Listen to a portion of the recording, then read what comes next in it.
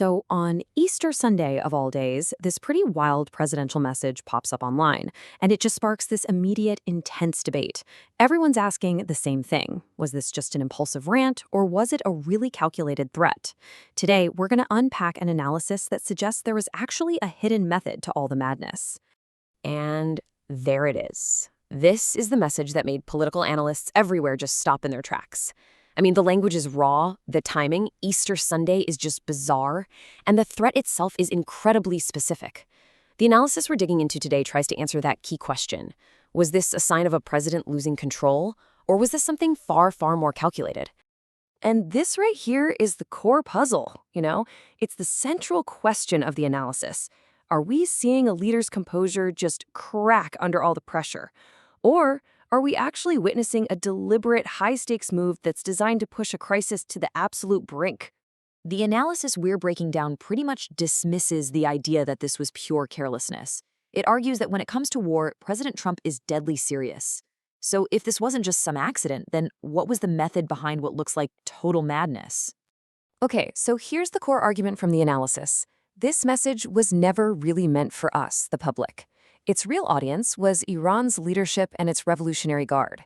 And for them, all that coarse language was basically just noise. The real signal, the part they were meant to hear loud and clear, was the specific targets mentioned and that very clear deadline attached to it. So if it was intentional, what was the strategy? Well, the source calls it the Dirty Harry strategy. It's a method designed to shrink the timeline, ramp up the pressure, and force your opponent to ask themselves one very, very important question. You see, strategic unpredictability isn't really about being random. It's about projecting an image so erratic that your enemy completely loses confidence in their ability to predict your next move. It keeps them off balance, forcing them to seriously consider that you might just be crazy enough to actually follow through. The analysis argues the president's message was basically the political version of this exact moment. It shifts all the pressure onto Iran's leaders. The question for them becomes, do you feel lucky enough to test what might be a bluff?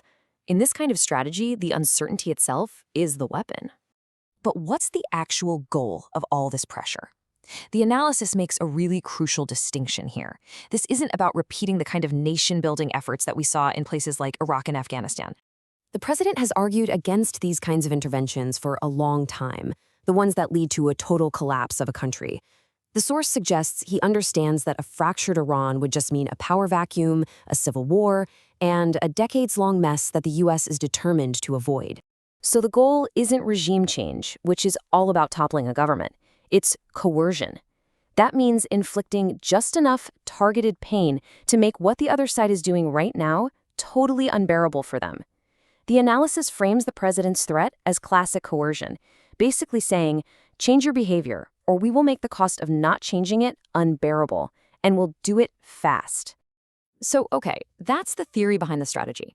But how can we actually measure if it's working in the real world?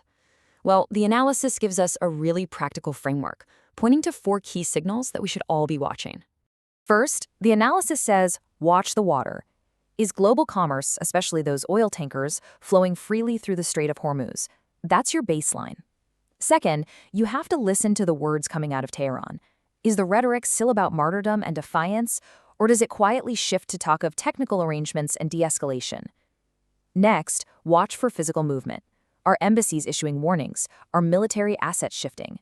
As the analysis notes, militaries don't bluff with logistics. And finally, listen to the tone from Washington. A shift from making threats to trying to justify action is often the very last step before things get real. And this all brings us to the ultimate question at the heart of this analysis. How is the world, and maybe more importantly, how is Iran, interpreting these actions? The analysis wraps up by defining these 2 opposing concepts. Strength is predictable. It clearly defines a red line. It says, I know where the line is, and we are never going to cross it. But volatility, well, that's something else entirely. It's deliberately unpredictable. It suggests the red line itself could be erased and redrawn at any moment. And that right there is the fundamental difference. And this is where the analysis leaves us. Was this a threat designed to create a peaceful off-ramp, or was it the final warning before a real conflict? The world is now watching those signals, the water, the words, the movement, trying to decide. Is this a show of strength, Or is it a dangerous display of volatility? The answer to that question could change everything.